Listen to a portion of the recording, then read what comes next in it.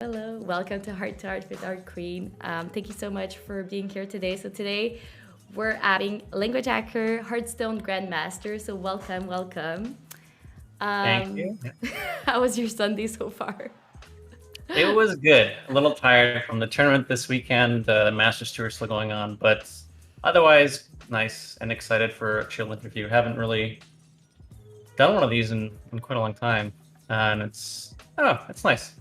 Plus, I don't think I've ever been on you with a stream before, so think of that as well. How about you? How's your weekend been going? Amazing. So yes, I went I went brunching with friends today. We had cool cocktails. It was super perfect for a Sunday morning. So yes. Okay, so we're very interested in your journey. How did you start out as playing Hearthstone and as a streamer?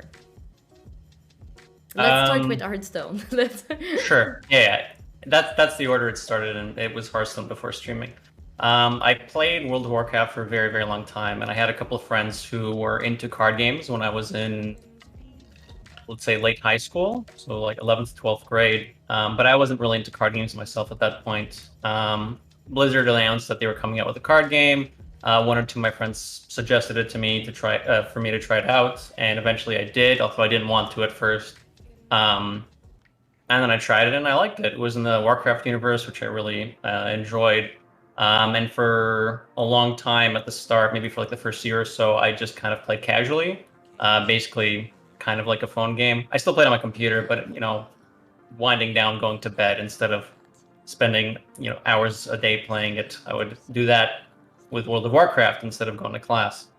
And then after a point, I am a competitive person at heart, and after a certain point, I heard that there were tournaments that you can sign up for, and you can do a whole bunch of competing with it. And this was when they had a lot of online sign up tournaments, and I started to do that, and I was really bad because I wasn't actually playing the game to be good. I was playing it casually, and I remember getting frustrated. And after that point, I started actually watching streamers, looking at statistics, trying to learn more and understand what I was doing wrong, how to improve, and so on and so forth. And I kind of focused on that. And actually, throughout half of my time at university, I was studying during the day, and then in the evenings, I would do random tournaments I would sign up for to try and practice and whatnot. And that was in the old competitive system where you had to play those online tournaments to qualify for, I think there was like playoffs at the time, and then that ends up leading to the seasonal championship and world champion. It's a whole thing. Anyways, I used to play a bit more casually. I got a little more intense throughout university, and then after university, or near the end, I started streaming a little bit casually because I thought it would be kind of cool. But I am not good at public, or I might be better now, but I used to be very bad at public speaking, very anxious to be on camera, kind of awkward to talk about stuff. Um, it was harder to get into streaming than it was to Hearthstone. Hearthstone was an easier sell, but I did it kind of on and off. I maybe streamed once or twice a month, just infrequently to try and get out there. And it's really hard to pick up streaming. I mean, people can tell you it's a very difficult thing to keep at, especially at the start when you start off with very tiny viewership, and it takes a while to build up courage and keep doing it and doing it day over day. Um, Anyways, after I graduated from university, I was working full time actually in Toronto, where I'm living now, at a bank, and I did not last long there. Well, that makes it sound like I got kicked out. I left my job to go to compete in one of the seasonal championships, which then got me to the world championships. And then from then, I've just been fighting to get into grandmasters. I got into grandmasters, and now we're just staying here, hopefully for a while. Okay, good. So you mentioned class. So you were in university before starting everything. Which did you study in finance or something like that? Yeah, the program I started off in was financial analysis and risk management, so very finance related, heavy risk analysis stuff. But I ended up switching to a more general mathematics and business sort of program because I was already spending a lot of time doing internships at the bank, so I was already getting a lot of the finance and risk knowledge there. and I thought it'd be better to have a more general business degree that if the bank stuff doesn't work out, I could, go into marketing, or it's also good to sell yourself as a streamer. Although that's not why I got into the program at the end there. It's funny. I went to business school too, so it's we have that in common. Nice. Yes. Well, I went to McGill. I went- Oh, no way. Okay, yes. cool. I went to go check out McGill back when we were applying back in high school. McGill was one of the universities I wanted to go to, but it depended on the program I was going for. I ended up going to Waterloo. Okay. Good. Nice. So you're talking about like your like what you learn for like risk. And I think it's very interesting that you bring on risk because it's such a risk to start a career in gaming and streaming. And so how did you like I'm very intrigued at how did you end up there knowing all the risk? Uh, yeah. So disclaimer: don't quit your real full-time job to go stream or play video games unless you're very very certain that things will work out. I was not certain that things were going to work out. I got kind of lucky. That being said, if you work hard, you can hopefully achieve what you're trying to do. Anyways, to answer your question, that was just a disclaimer. I don't know. I really enjoy video games. I spent a lot of time working at the bank before working there full time through internships and stuff. So I had a pretty good idea of what office like would look like. And it was interesting, but it didn't, I don't know, I didn't feel happy there. And I don't know, it's a lot of people's dreams to play video games for a living and have a career out of that. And I would have liked to think that because of the competitions I managed to qualify for, that I could potentially do something out of this. And I don't know, I just decided, you know what? I've been at the bank for, how long did I work there? I don't know, 2 or 3 years on and off. And I know some people there. Maybe if things don't work out in streaming or in playing Hearthstone, I could try to squeeze my way back in, find some other job near where I was before. So it wasn't super, super risky. I just didn't drop everything and burn bridges and stuff. I just kind of stepped out, and people were kind of into it as well. That wasn't very a popular thing at the bank, so people thought it was kind of cool and interesting. And I had people follow up with me and keep tabs, ask me how I'm doing, and that was kind of cool. But ultimately, it was absolutely a huge risk, and I kind of got lucky that it's mostly working out. You can't really how do I word this? You can't exactly make a full living off of just competing because it's pretty high variance, and even on it's also not what's the word I'm looking for? Consistent. You don't have, this is your salary per year. It's heavily based off of how you're doing in tournaments, and I mean, in Hearthstone, it's pretty easy to lose a game of Hearthstone, so you don't necessarily want all of your income coming down to a couple of matches. So because of that, I started to add streaming into it, and sort of supplement the income that way, because streaming is much more consistent.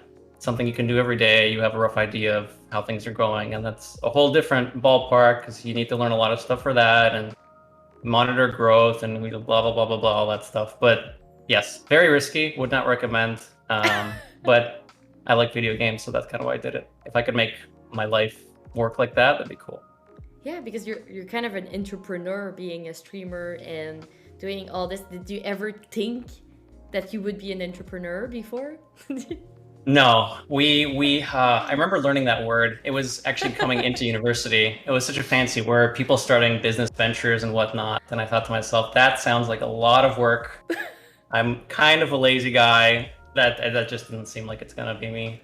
I dreamed about it, maybe, get some money, start some business, get rich, making, I don't know, Google 2.0 or something. But that's a good way of putting it. I guess most streamers are, all streamers are kind of entrepreneurs. You kind of have to sell yourself as a business.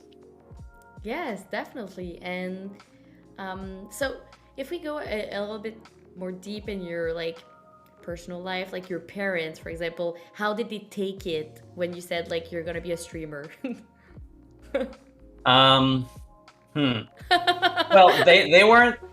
So they're not super into the streaming stuff, although it technically is, like I said, a bit more consistent than competing. I was initially telling them that I'm leaving the bank and stuff to compete, and eventually I guess I told them about the streaming stuff as well. But they were obviously not super thrilled about it. They still supported me, but my mom was kind of having a perpetual heart attack after that point. And my dad was pretty chill though. He probably said this to me like his dad said to him, you're an adult. Don't make stupid decisions. If you understand what you're getting into, then go for it. And my mom would kind of be like, yeah, kind of not really certain about pushing me in that direction, but it was okay. It was okay. It wasn't too bad. I mean, I think they were happy initially just because I finished my degree before I did anything stupid. So I graduated, spent a bit of time working at the bank, and then I went for it. Even though I was still kind of doing it on the side during that time, which was kind of hard in terms of time management. So they're not super happy about it, but they're kind of getting okay with it. Who knows though, because it's a pretty dynamic sort of career, so things could change. Maybe streaming doesn't work out a couple of years from now. Okay, good. And how long have you been streaming in total? So consistent streaming, I've been maybe going for a couple of years. My first stream might have been 7 years ago or something crazy like that. Maybe a year after Hearthstone came out. But it was, again, very inconsistent. I'd have one maybe once a month. Sometimes I'd skip. It really depends. It really depended on what other stuff was going on in life at the time. That was more for fun, not really to actually start growing a community and trying to have a career. So 7 years ago for fun stuff, 2-ish years ago, give or take. I don't remember the exact day, but 2-ish years ago for the more hardcore stuff. Good. And so okay, so you were, and was it on Twitch that you were streaming Yep. Yeah. All on since the Twitch. beginning? So it's been that long that Twitch is on? 7 years? Yeah. It started off as I think Justin TV before then, and then at some point they switched to Twitch, and I think I got in after. I started streaming after they had already rebranded to Twitch. Okay.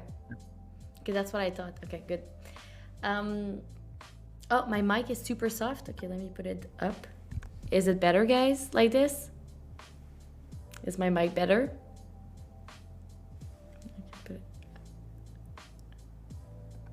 Okay, good. I can put it like this too. Okay, and okay, so you live in Canada, Toronto, obviously. Have you ever thought about moving to like a streamer house or something like that in California? I have considered it, and it was actually something me and a couple of my friends talked about a lot in high school and in university. It was more kind of a pipe dream sort of thing where one of us would get rich and then we'd just have a streamer house where we all hang out and play games and stuff.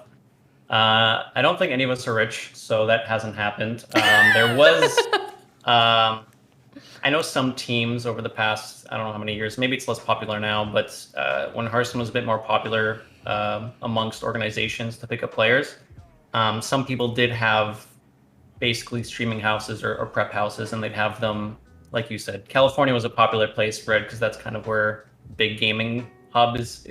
That's where the big gaming hub is in the States. I mean, I'm sure there's other ones as well, but California is one of the big ones. I know a lot of companies have headquarters around there. There's events going on all the time. I've considered doing that, but I'm not super fond of moving to the States. It's kind of weird. I have to like apply for, I don't even, it's a complicated process. So unless it's something that I'm absolutely certain will be good for me long term, I'm kind of skeptical to go there. If there was a streaming house here, that could be kind of fun though. Ooh, don't tempt me. Don't. Okay, so well, that's really nice. I mean, I think it's kind of a dream to like to have to be in a streaming house with people understand you and do the same thing as you. So one question related to your name, okay? Because I have no idea where it comes from, Languagehacker. So where is it from? So when I was little, I'm Romanian. I was born in Romania and moved to Canada. So I do speak English, Romanian. I used to speak French poorly, and now I don't speak French even poorly. But I did speak fluent Romanian when I came here. I learned English as a second language pretty young. which is why I don't have an accent.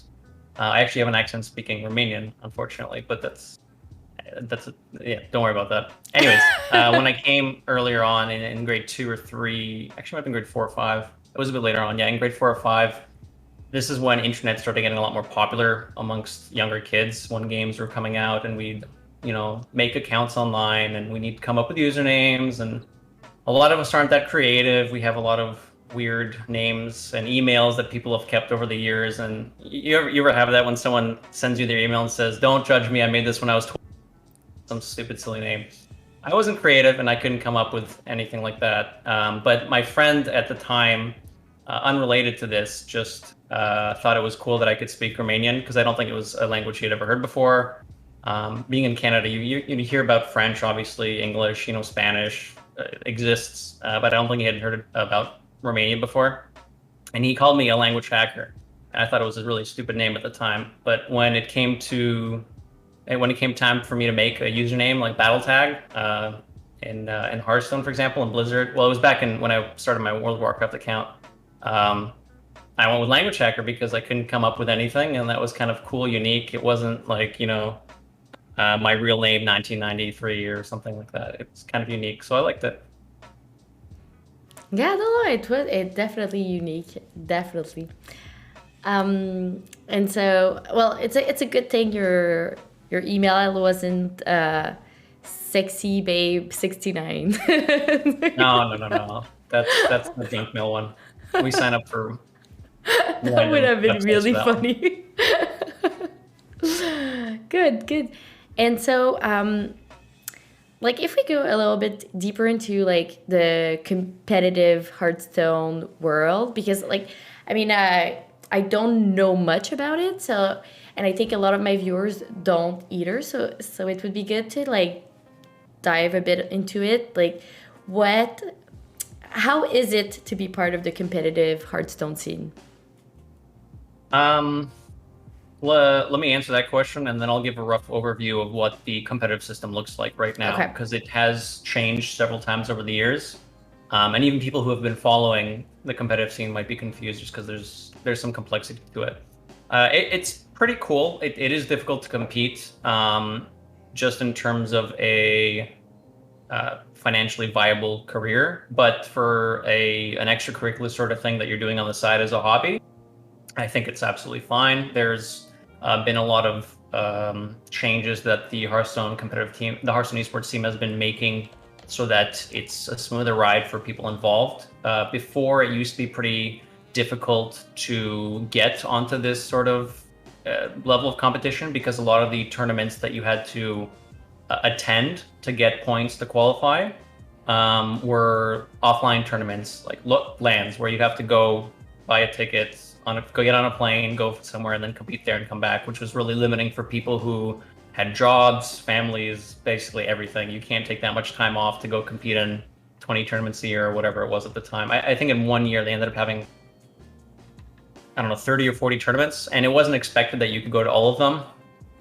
And they were kind of across the globe as well. We had some in Asia, Europe, Americas, and for some teams, it was a bit easier to support players to go do that, but it was difficult for players who, didn't have sponsors or just couldn't take time off. And unfortunately, because of COVID, but fortunately, all of that's moved online, which has kind of removed that barrier. So we're seeing people compete a lot more freely with less time commitment, because they can just do it online.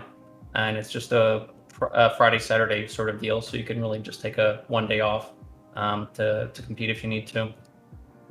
It's pretty cool. There's people complain a lot about Twitter, about the competition and whatnot, but ultimately it's a really cool thing to be able to play a game at a level like this it feels like the Olympics in our own way. Definitely. That's how I see it too. And so let's go.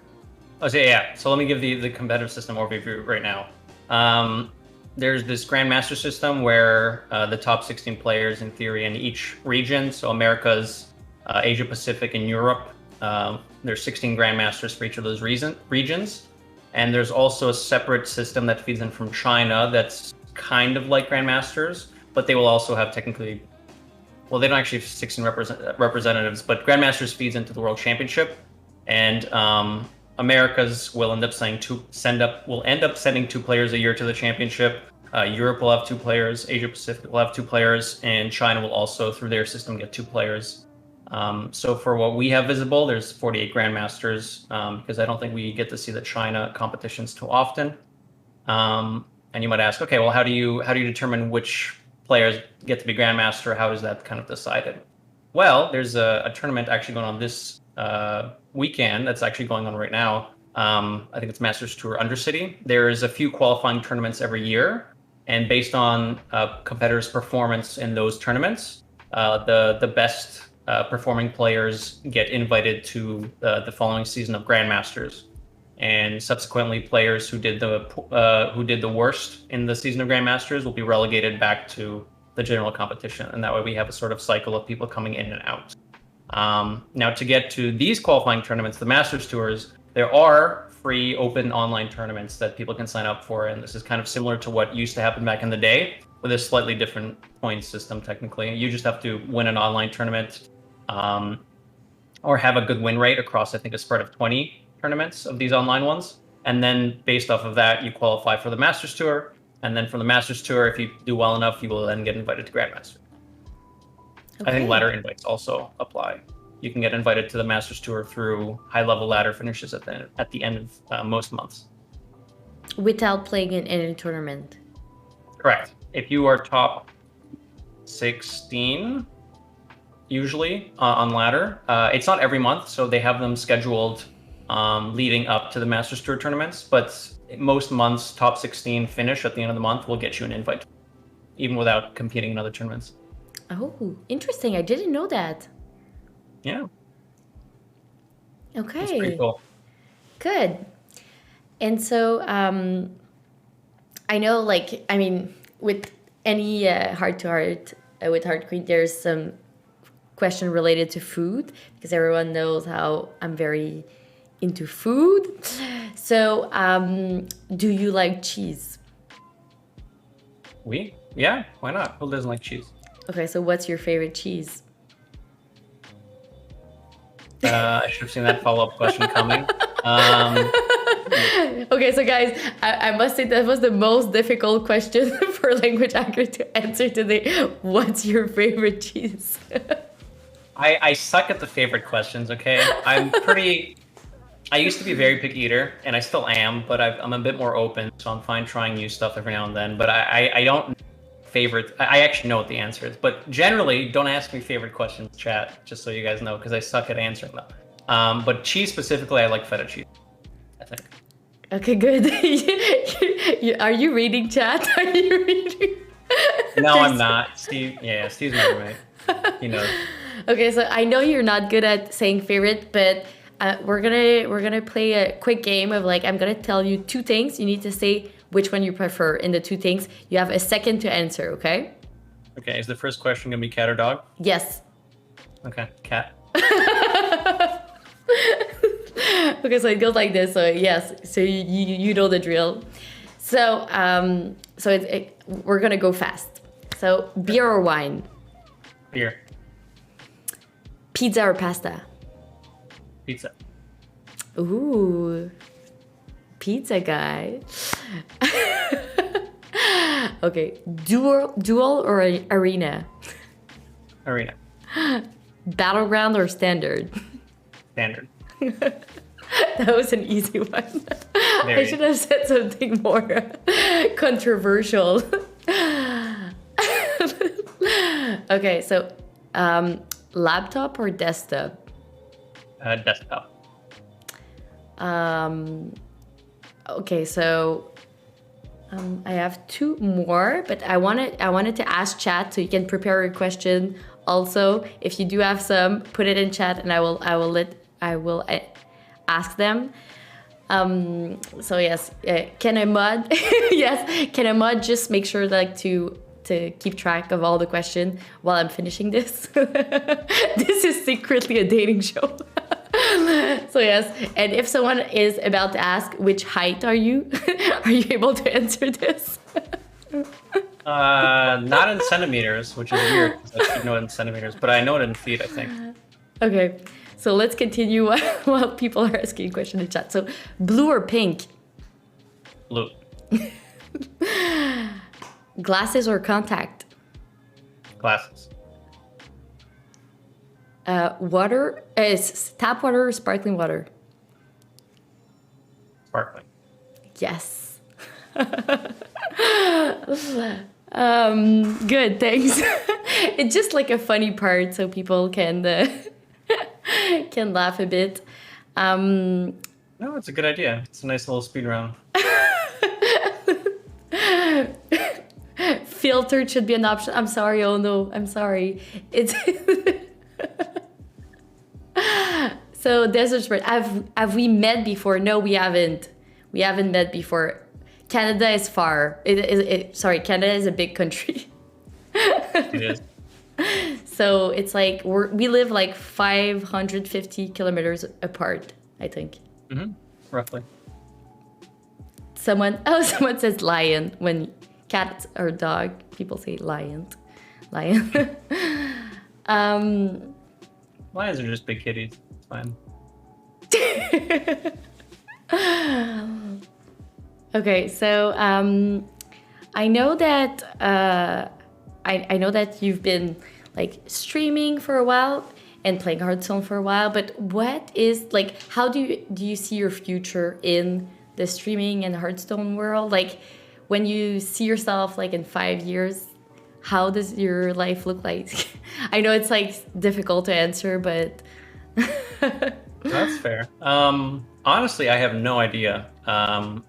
Ideally, it would be still doing streaming stuff. I've started doing some YouTube things as well to hopefully help grow in that direction. I've heard it helps to have a couple different content sources, I guess. The streaming is good, but I've heard YouTube ends up being really good at growing your brand because it just reaches more people. Not everybody's on Twitch, for example. Ideally, I would just, be a bigger streamer. I don't have to necessarily play just Hearthstone. I can do variety stuff. Variety is really hard to get into as a streamer because you need people to watch you for you, not necessarily for the games you play. And it's harder to do than it sounds. I know a lot of streamers could probably relate to that when they've tried switching to a different game just for a weekend, just to see what, let me try something else on stream, and viewership ends up tanking whenever you do it. It's difficult to make the switch and go that way. But ideally, I'd like to be able to do whatever, basically. I don't want to say pigeonholed into doing Hearthstone because I still do enjoy it. It's a big part of my life right now. It probably won't be forever. So 5 years from now, who knows? Maybe Hearthstone gets less popular. Maybe something new comes up. Maybe there's a Hearthstone 2, who knows? But hopefully I'll still be playing video games and trying to make money off of that. Maybe still competing. I enjoy competing more than I do streaming. I still like streaming a lot, but every time I go to kind of remember why I got into the whole thing in the first place. And initially I thought it might have just been because of like video games, but I actually really enjoy competing at a high level. So that drive hopefully still will stick around in 5 years. Who knows what the competitive system will look like in 5 years if I'm still playing Hearthstone. Maybe it'll be different. They've been trying to make changes every couple of years, so who knows? good. So I'm gonna start with a question from chat. So how do you handle stress when you're like ready to go to a competition, like on the day of, before? Very poorly. Next question. Let me think of the answer, honestly. I'm not good at managing stress. I know very few people who are very good at managing it. It gets easier to deal with it over time.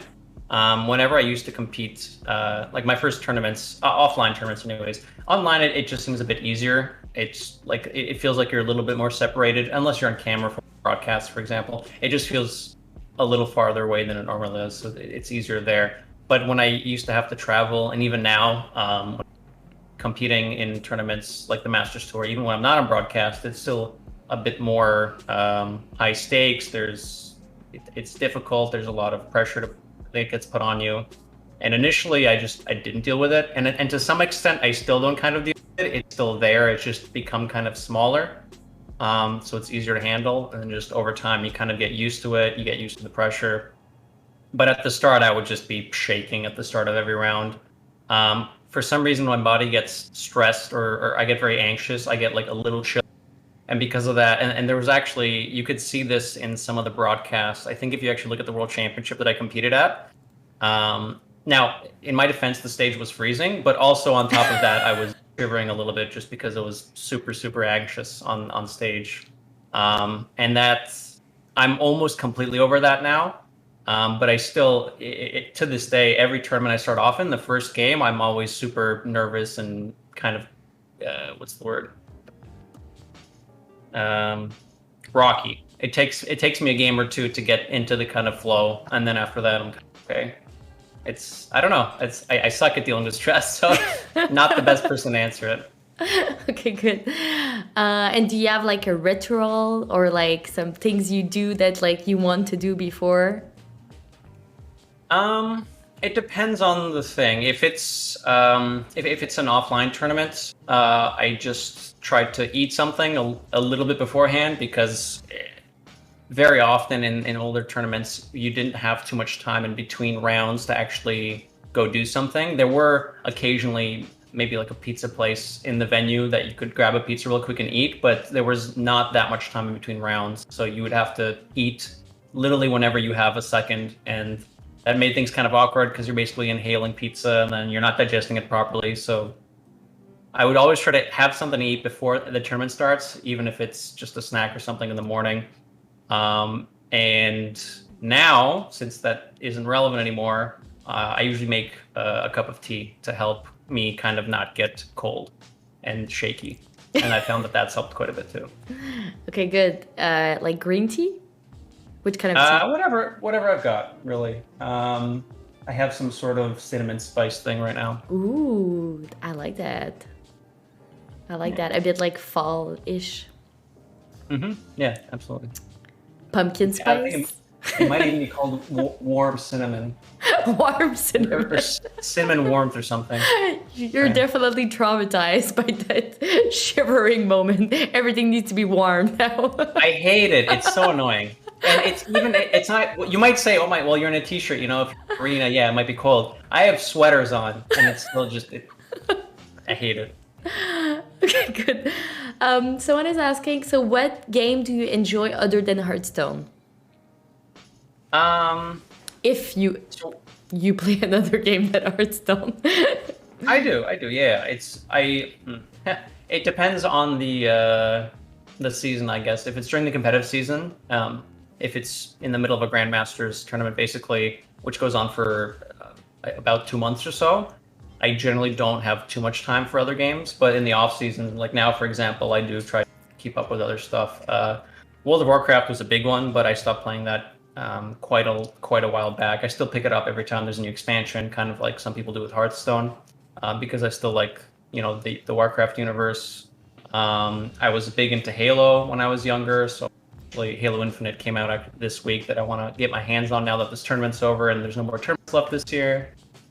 Basically anything that's kind of cool and popular, I'll take a look at. I might not buy it, but you know, something that I can do with my friends. Basically, the game doesn't matter too much, but hanging out with friends is nice. Good. So how did it feel when you won the fall championship in 2018? It was pretty good. You have that up on the side screen. I can see you looking at a second monitor. It was pretty good. It was scary. That was my first. That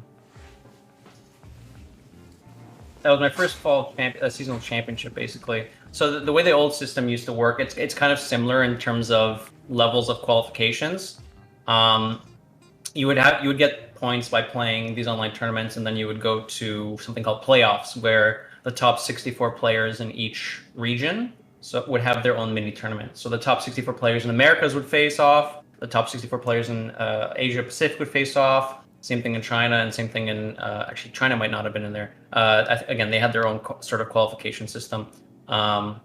Asia Pacific and Europe, and basically we'd have 4 representatives from each region at a seasonal championship, and this would happen 4 times a year, which is why it's called the Fall Championship. And based on those 4 seasonal championships, the top 4 players at each of those would then go to Worlds. 16 players present at Worlds. People it's pretty hard to get through playoffs because at that point you're already kind of fighting the best players in your region. So you have to do really well there. And I had been in playoffs several times before that already. I used to qualify for a lot of them.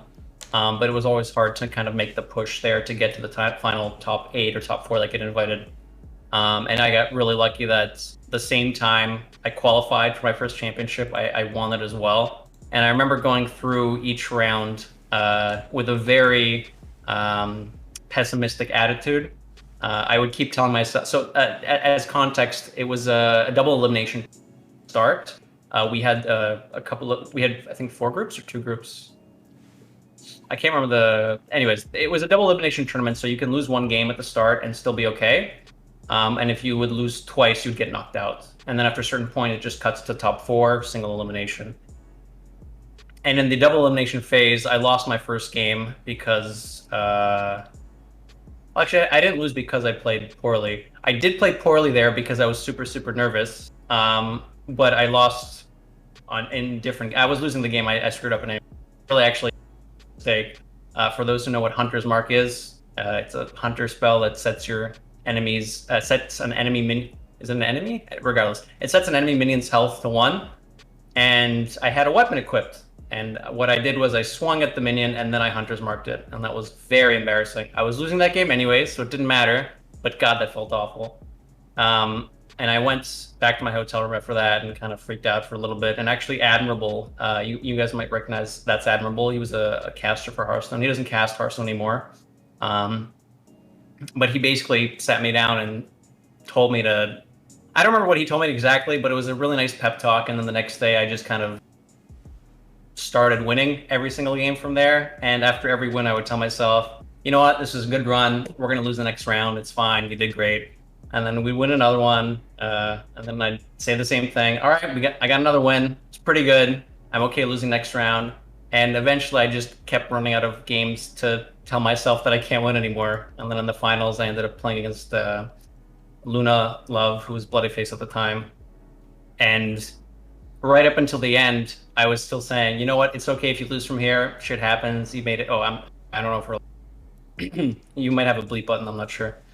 Yeah, I got to the finals and I just remember being kind of confused. They had set up confetti cannons around us and I saw them at the start of the game. But when you're in the tournament and kind of playing, you tend to forget and other stuff just gets drowned out. It's really nerve-wracking at the start because, you know, there's a live audience at that time anyway. And there's cameras around you. It's a lot to take in at once. But once you're in the game and playing the set, you just lose focus of everything else. It was, you know, it's kind of weird, but in the same sense, it was kind of cool to be able to do that. And then when I did win the final game there, the confetti cannons start off, and I just remember being so confused at what was happening. Even though it was clear, like I clearly had won the set, it's like my brain lagged. And I think a lot of competitors have that sort of thing as well, where it takes a moment to kick in because you like almost can't believe it. It was really cool. Nice. It must have felt wonderful. So there was confetti and everything. Yeah. Yes. Was there a confetti cake? Was there... No, they just had cannons that like fired off confetti. That's pretty cool. That must have felt amazing. Yes. So another question from chat was, can you show your trophy? From the fall championship? Yeah, if you'd like, I can bring it up. Yeah, please.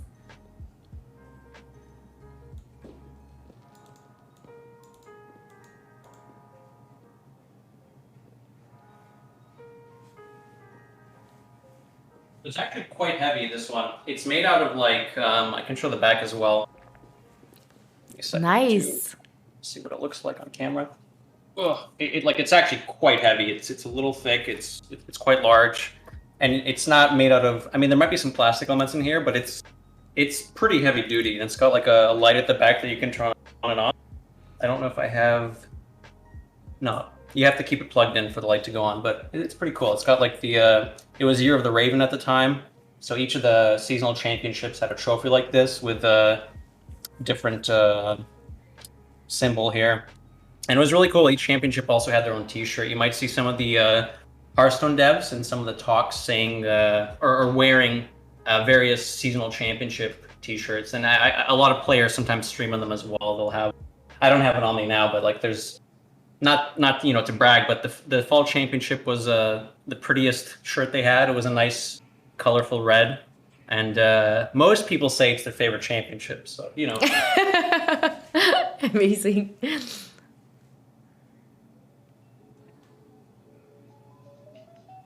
Yeah, anyways, that was not fun to carry to the airport. They had to check it to make sure it wasn't a bomb because it had like wires sticking out of the back of it for the light. Okay, good. Yeah, it must have been a bit tricky, especially with if there's like batteries. It's always like trickier to put it on the plane. Yeah, I actually got lucky. The security guard who I ended up going security the guy who was basically leading me through security actually knew about Hearthstone. He wasn't a Hearthstone player, but he knew about it because okay, I have to check this for bomb, just so you know. It was really a funny change of pace there where he was smiling and then became more serious and said, okay, I seriously thought I need to check it. Okay, good. And so talking about that, did you ever was there anyone on the street that stopped you to like say, oh my god, it's Languagehacker? Did you ever got that? I have been stopped a couple times, not very often. I generally have to be wearing a lot of Hearthstone swag because it's pretty easy. Again, I live in Toronto, so people don't really look out for celebrities on the street or anything like they might in, California, for example, in Los Angeles. So I don't get stopped too often, but I have been a couple times. Someone kind of does a double take. I actually was stopped in very close to the building I used to work at the bank by someone else in the industry who actually tweeted at me later and said, and sent me a picture, or no, did they send me a picture? They basically described my outfit on that exact day and said, hey, were you hanging this area today in Toronto? So I have been noticed a couple times, but that was like a while ago. I don't think people really, and it's harder with masks now too. Of course, People don't of course. recognize me as much. Definitely. Oh, okay, and let me go back in the question for chat. Okay, so Apathetic One is asking, I've heard some people don't handle traveling well. Do you take melatonin or something else when you travel for competitions? I've tried to once. I generally don't. There was one tournament I did try. Actually, it was the World Championship. But other tournaments, I just kind of deal with crappy sleep. Quite honestly, for some reason, I just don't sleep well outside of my bed, even if it's a comfy bed.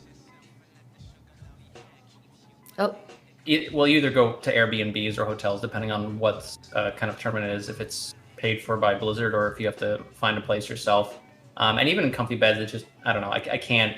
I don't sleep as well. And there's probably a nerve aspect to it as well, just because I know the next day is a tournament and it's harder to sleep when you're excited and whatnot. But no, I just deal with the bad sleep. Okay. Yeah, no.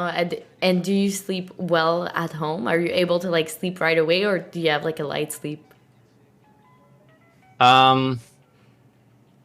It varies. I don't know. It's been harder sleeping, I guess, since the pandemic. I don't know why. Maybe just because there's another layer of stress kind of hanging out. But I can usually conk out pretty quickly in my bed. Okay, good. I'm such a light sleeper. For me, it's super hard to go to sleep, so that's why I go to bed at 9 p.m. Yes. Okay, and do you have a question for me? You know what? This would have been a reasonable thing to think about, and I assumed that I didn't have to think of questions. You don't need to. You don't need to. No, I have some good ones. I can Mad-lib, ad-lib, whatever. I can figure it out. What do you see yourself doing in 5 years? Oh, what? Okay, so in 5 years, well, I really hope in 5 years I'm gonna have a family.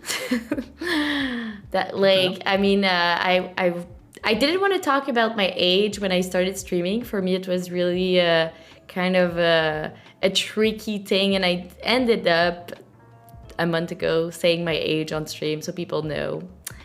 But so yeah, I'm gonna be 30 years old in 3 weeks. So yes, Oh, congrats. Or thanks. happy early birthday, I guess. Congrats is not the right response. Happy early birthday. There we go. So that's the thing. Like it's just kind of like a reality check to know that like I'm entering a new era of my life. So I don't know. For me, this is like something something important that like I'm able to have a family. So I think this is like probably the first thing that comes to mind. And I mean, um, I wanna continue streaming, and I hope that one day I will be I will do a living out of it, which I don't right now. But yeah, maybe one day. Who knows? I don't wanna jinx myself. But Sure, I mean, that's I'm fine. putting the hours in, so we will see. So we will. Someone once Uh, told me that the interesting stuff only starts happening after you're 30, you know? That's when your life starts to take shape and form. So you got plenty of time to work on that stuff. Okay, good. I'm glad. I'm glad because most people say that I look like I'm 18, so that's why like when it's like I don't realize myself that I'm older than that. Well, about how you feel, you know? Yes, exactly. I agree. It's how your age is how you feel your age is also. So definitely. And I mean, yeah, this like 18. Don't make yourself older. And I mean, for me, I love Montreal. I think I want to stay here in Montreal. For me, I'm not planning on moving. And like my chat knows that like if I was to move anywhere, it would be the Netherlands. I love the Netherlands. I've been there quite a few times, and I love it. So, oh, that's actually a good question. If you would not live in Toronto, where would you live? That is a good question. I don't know. Um, I don't know. I grew up a little bit around Toronto, so I didn't actually grow up in Toronto. In the suburbs around Toronto is where I spent most of my childhood, basically. So it's hard to say. Part of me wants to just stay kind of around there in the town that I grew up in. Um, but it also kind of depends on where my career, I guess, is going. I can kind of stream from anywhere, and if we're going to continue to have tournaments online, I could technically live anywhere, which is kind of cool. So it kind of depends if someone or something or someone else pulls me somewhere, you know? Yeah, no, of course, of course. But have you like do you have interested in like another country, and have you been to a place where you're like, oh my god, I would see myself live there, or not at all? Not, I see life kind of weird. I kind of there's a movie I used. Oops, excuse me. There's a movie I watched when I was younger called Mr. Nobody, which is actually my favorite movie. Should have asked me that. I knew the answer to that one. And it's kind of all about how your life branches out in basically infinite paths based on what decisions you're kind of making. So I don't particularly see myself living in, let's say, you know, France or Italy or Germany or whatever. In some world, I probably would live there, and I don't particularly feel attached to any of those. But it just kind of, depending on how opportunities present themselves, that's kind of where I'm going to end up going. I have no idea how to plan something like that. I've been traveling a little bit, and there's still a bunch of places I'd love to see, but I don't know how it would ever come to a point and make a decision that, you know what, I want to live there or there. I think I'd need to have a reason to actually do it. Yeah, no, that's a good way of seeing it. Of course, I mean, it's you don't know where life is gonna take you, so. But yeah, no, definitely, that's a good answer. Um, okay, well, one last question. Do you have a pet? So I don't have a pet myself. My family does have a cat. Her name's Ember. Oh, I Amber. helped name. Well, I named her. Yeah, she's got a. I'll send a picture later. Maybe you can show chat. But she looks like kind of a flame, basically, which is why I called her Ember. She's got the brown, a little fiery sort of patches. We got a raid. So Amber, she's got a patch, you said? Yeah, she's brownish, blackish, with some fiery looking patches And of her. and how's her personality? You know, you've heard of Cleopatra? Kind of like that. Kind of a little snobby, but very A princess? She values what's the word? She holds herself very highly, kind of like a princess would be. And why Amber? I don't know, because of the fiery patches. An ember is like a tiny little flame. Yeah. Well, okay. That's good. Okay, so we got a rate. I mean, we need to have more questions. I'm not gonna let you go. No, that's fine. Sure. Okay, so, okay, so what's your favorite meal? Let's go very simple, more into your personal taste. Like food, or which part of the day I like the most? Like breakfast, lunch, dinner, or do you mean a specific I was type more of food? talking about food, like kind of like sushi vs pasta, but you can answer both questions. Oh, okay. I'm just making more work for myself, I see. Yes. Rookie mistake. Breakfast is weird to me. My body's kind of weird where I wake up hungry, and it seems like the world is ending, and I'll try to start eating, but my stomach can only eat a little bit in the morning, and then I get unreasonably full, like just completely bloated from not a full meal, which is really frustrating. So I don't like breakfast. It's probably lunch or dinner, but between those, again, I have no idea because I suck at these questions. And same thing with the food. I have no idea. I just like a lot of different stuff. Okay, now you need to have it answered. I should have checked the fine print before I came on. Let's go with, you know what? Let's go with steak. Steak. Okay, but with a side of bok choy? Nope, just steak. No side. No vegetables. No. Nah. We'll have that for lunch. We'll do steak for dinner. Okay. And I don't have a full meal planned out in my head, you know. okay, but if you would go to a restaurant and like they would say you can have any side you want with your steak, and you would say no side. I don't know. These theoretical questions are difficult. I don't know. It depends on your mood as well. You don't always, initially think. Sometimes you might bok choy, a salad. I don't know. Mashed potatoes is one that goes with it very well. Asparagus, exactly apathetic. One coming in with suggestions. That's more of a mood thing. I don't know. Because greens, we always need greens, you know? Yeah. Okay, well, what's your answer then? What's your favorite meal? Okay, so so if pasta was no calories, I would eat pasta all the time. I love pasta.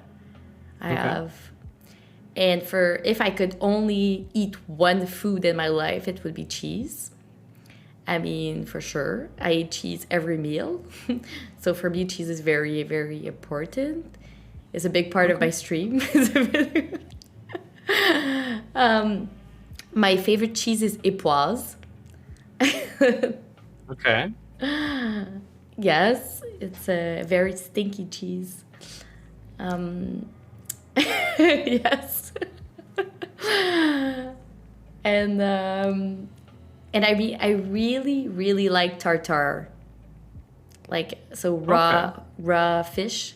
I eat raw fish every week also. It's very, so cheese, sushi, tartare, like salmon or tuna. And if I had a favorite vegetable, I would say probably cucumber. Okay, interesting choice. Yes, but I do like all the green veggies. Like, I love green veggies. So That's good. You sound to be eating healthier than most of the people I know. But it's so good. I really like olives. Oh, olives. Yeah, big fan of olives. Green or black or both, or different Both. kinds. Both. Okay. I like pit Kalamata in the black department, and in the green department, I like unpit Genova. Okay. I'm Olive very, connoisseur, sure. I'm very particular with food. A broccoli or No, that's cauliflower? good. Knowing what you want is important, I'd say. So that's excellent. Broccoli or cauliflower? That's a question for if that chat asked for you. Let's go cauliflower. That's a good choice. I like both too. So, but Okay, this now is you really. can't take. You just said I have to pick. Why can Yeah, you yeah, say you're both? right. You're right. No, no, I'm not. No, no, I'm gonna pick. But I'm saying Okay, it's okay, a you're tough thinking choice that. because I like both very, very much. But I think I would say broccoli because there's more vitamins in the broccoli. Okay. With butter melted on top, yes, definitely, definitely. Oh, Butter or oh, cheese? well, both if we can, of course. Okay. Um, so what are you gonna eat for dinner? What are you... I have no idea. I actually was spending the weekend at a friend's place, and that's where I competed from off my phone, much less. And I just got What? back a little bit before this interview. So I have no What? idea. I have You to figure it out competed on after. your phone? Yeah, I played all 8 rounds without a deck tracker on my phone. Oh First my time god. I played on my phone before, but this was way back. So we weren't allowed to use deck tracker back in the past, and they started allowing it once we switched to online because there's no way for them to really enforce it at this point. So it's just give everyone equal grounds.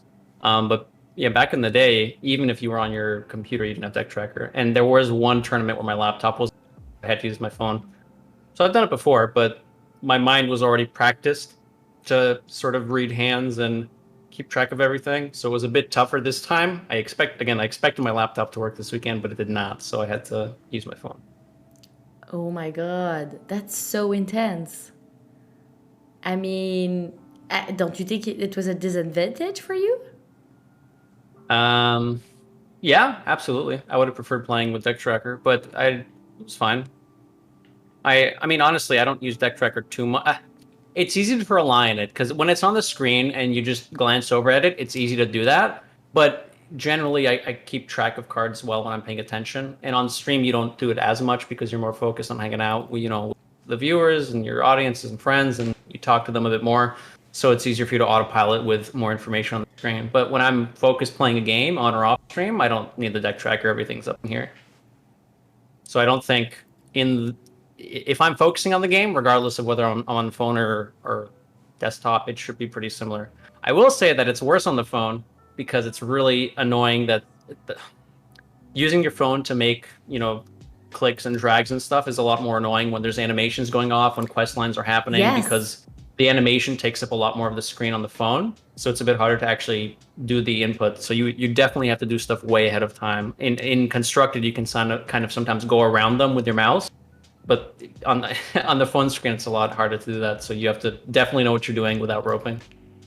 Oh my god, but yes, of course. I mean, I play on my tablet. I'm a big, well, that's what got me into Hearthstone. It's because I was able to play on my tablet in my bat in the morning. And for me, like when I changed to like a computer with my mouse, I'm like, wow, it's like a world of difference. It's like animation takes so long. And like when you clicked on the animation, it's like it doesn't work. So you need to like redo it. Oh God, yeah. Wow. Wow. So you did all this on your phone. Very impressed. Very impressed. So that leads us to the question, what are you eating tonight? I answered. I don't know. I have to figure it out after stream. So yeah, I got home recently, unpacked some stuff, and So, then I got but ready for this. So I have no idea. I'm gonna figure out after the interview. okay, but it's 5 p.m. already. Thank you for adding more pressure on. No, but are you gonna like get delivery? Are you Maybe I'll see what's left in the fridge and then make a decision based off of that. I I don't kind know of what was feel there. eating ramen. You know what I mean? Yeah, ramen's an option. We have a place nearby. I could go grab some. Good, good. Am I stressing you out? No, not really. I'm good at making chat laugh, so I play along with whatever happens usually. Ay, ay, ay. Ay, ay, ay. Someone says, thinking about chicken, interrogation point. Bacon could go, yeah, absolutely. It's a I mean, food these are all interview. options. I don't know. So I haven't. I'm not craving a particular thing.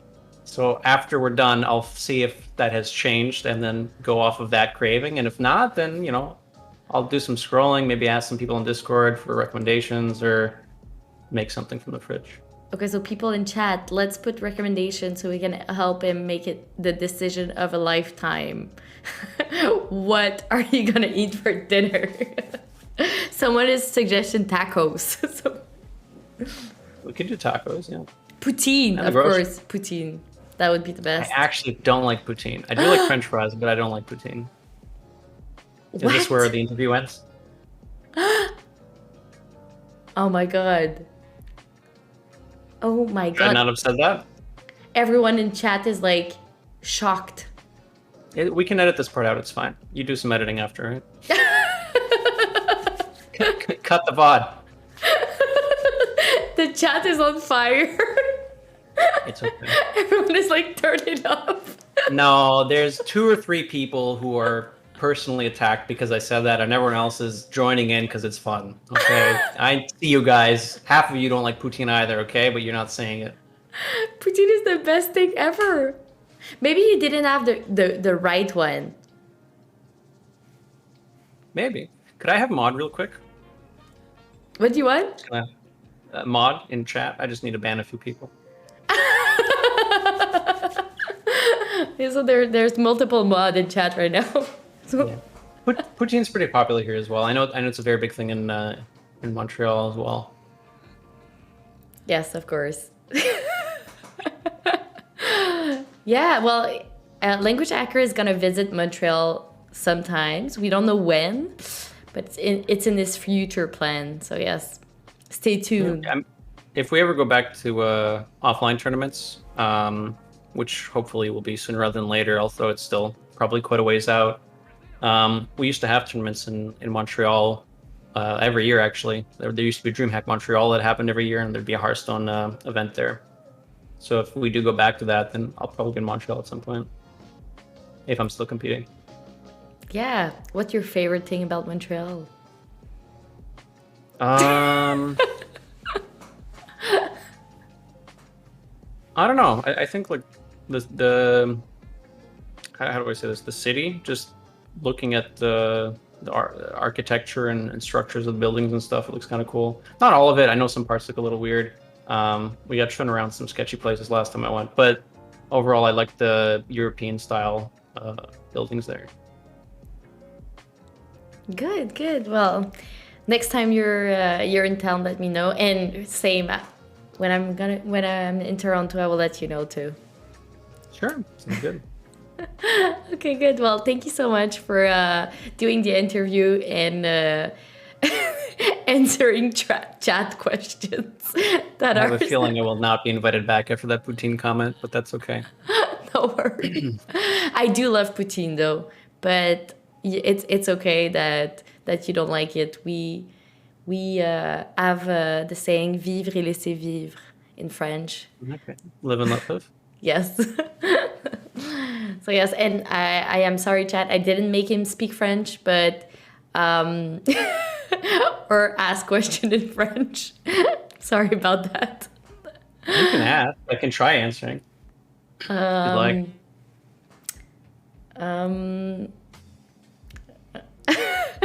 Sorry guys, she can't think of anything. Next time. Yes, that's something someone said in chat. Prochaine fois, next time. Yeah, I cannot think of anything. Well, thank you so much for being here tonight. I think it was super great that we were able to like dive deep into like the competitive Hearthstone world with someone that was in it. And so I think it was very, very refreshing to hear like your point of view from inside. Thank you for having me. This was really fun. It's nice to have these kinds of things going on in the community, and it's nice to see you hosting it. So I'm looking forward to other interviews we'll be going through as well. Thanks. Thank This was you. fun.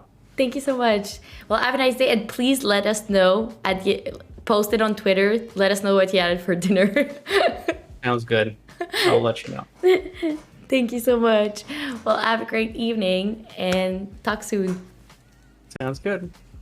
Bye. Bye.